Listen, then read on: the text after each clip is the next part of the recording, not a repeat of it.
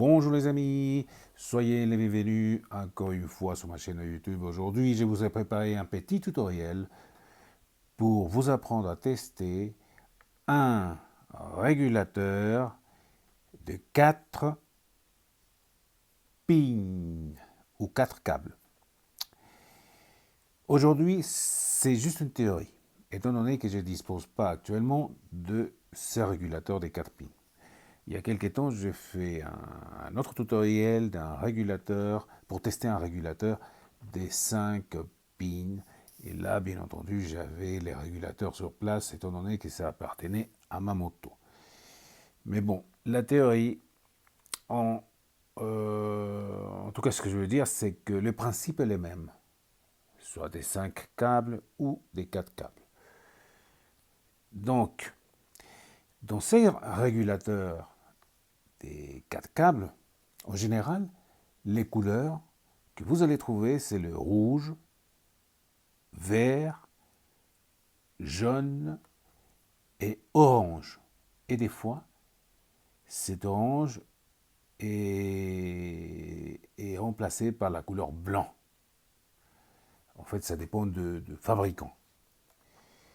Alors, pour mieux vous éclairer, le câble rouge, c'est les câbles positifs, bien entendu, qui alimentent la batterie.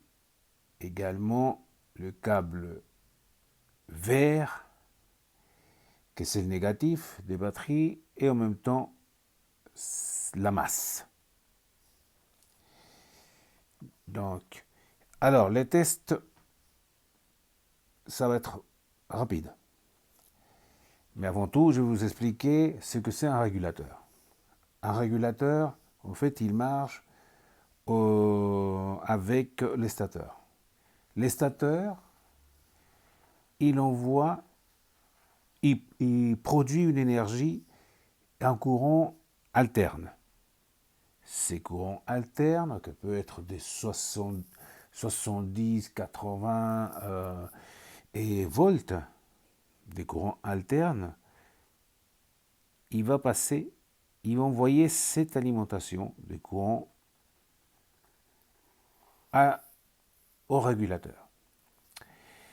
Le régulateur, c'est un organe qui permet justement de réguler et de rectifier ces courants alternes et de faire en sorte que ce courant soit traduit en courant continu. Et ces courants continus, il va être régulé. Ça veut dire qu'il n'y aura pas les 80 ou 70 volts qui vont sortir de l'alternateur. Il y aura une puissance, un courant de 12 volts, tout simplement. 12 volts suffisant pour alimenter votre moto, votre batterie et tous les autres organes. En fait, c'est grâce à ce régulateur que certains de composants de votre moto, ils vont être protégés. Et surtout, il va protéger aussi votre batterie d'un survoltage envoyé par les stateurs. Ce n'est pas une explication trop technique, mais au moins j'ai fait en sorte pour que vous compreniez à quoi ça sert ces régulateurs. Maintenant, passons au test.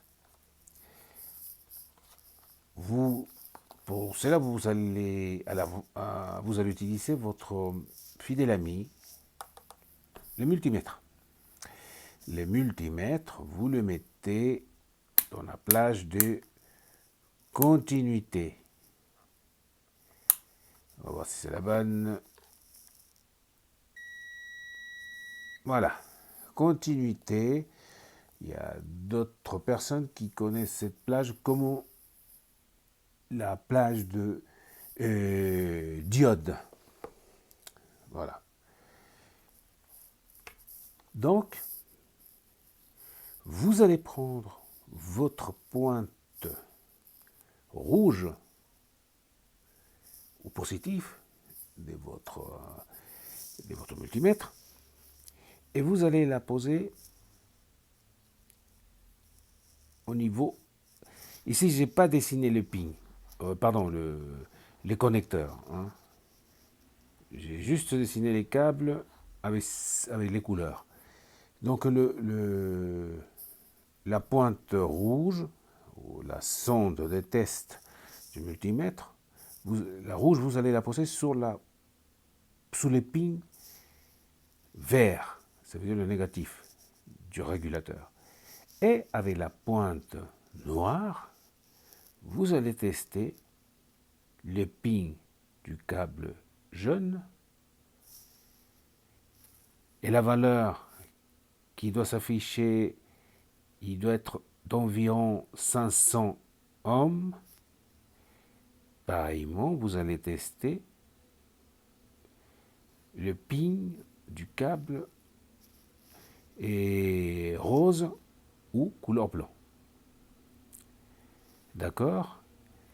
Et la valeur qui doit s'afficher sur le multimètre, il doit être de environ 500 ohms. Des fois, ça dépasse un tout petit peu, 517 par exemple. Mais il est fait comme ça. Parce que j'ai testé un tout neuf que j'ai acheté et ça m'envoyait 517. D'accord? Donc, une fois que vous avez fini ces tests et vous avez vos valeurs qui s'affichent, ça veut dire que la première partie du test est réussie et qu'il n'y a aucun problème. Alors, vous allez maintenant tester le câble rouge du régulateur. Pour cela, vous prenez votre sonde de test noire de votre multimètre et vous les posez vous les mettez en contact avec les pins positifs, ça veut dire le rouge de votre régulateur. Alors, avec la pointe de test rouge de votre multimètre, vous allez tester le câble jaune ou les pins du câble jaune et les pins du câble blanc ou rose et les valeurs qui doivent s'afficher sur l'écran de votre multimètre, il doit être environ des 500 ohms.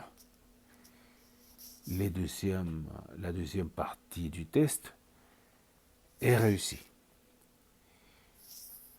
Et pour finir, vous allez tester, vous allez faire ce test-là. La pointe, la sonde de test de votre multimètre de couleur rouge, vous la mettez en contact avec le pin du câble de couleur rouge du régulateur. Et avec la pointe de test ou sonde de test noire de votre multimètre, vous allez tester les câbles. Et normalement, il ne doit pas y avoir des valeurs qui s'affichent sur l'écran. Ça doit rester comme ça. OL ou 1 que représente l'infini. Pareillement, avec la sonde des tests négatifs ou noirs de votre multimètre, vous allez la mettre en contact avec le câble vert du régulateur et avec la sonde de test, avec la sonde rouge de votre multimètre, vous allez tester les câbles ou les pins du câble jaune et orange ou blanc. Et pareillement, il ne doit pas y avoir de valeur qui s'affiche sur le multimètre. En tout cas, ça doit rester en OL ou 1. Maintenant, si en faisant le test normal pour savoir si votre régulateur marche, là, par exemple, n'y a pas de valeur qui s'affiche, ça veut dire la pointe noire sur les pins rouges, et si vous testez les pins jaunes et roses, et il n'y a aucune valeur qui s'affiche, bien sûr, ça veut dire que votre régulateur a un problème.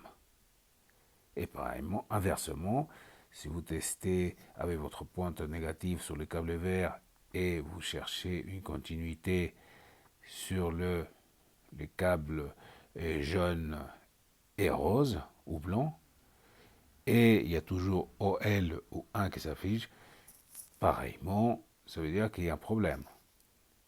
Ou si vous testez, par exemple, là, le rouge et la pointe positive de votre multimètre sous le pin positif du régulateur, et là, vous captez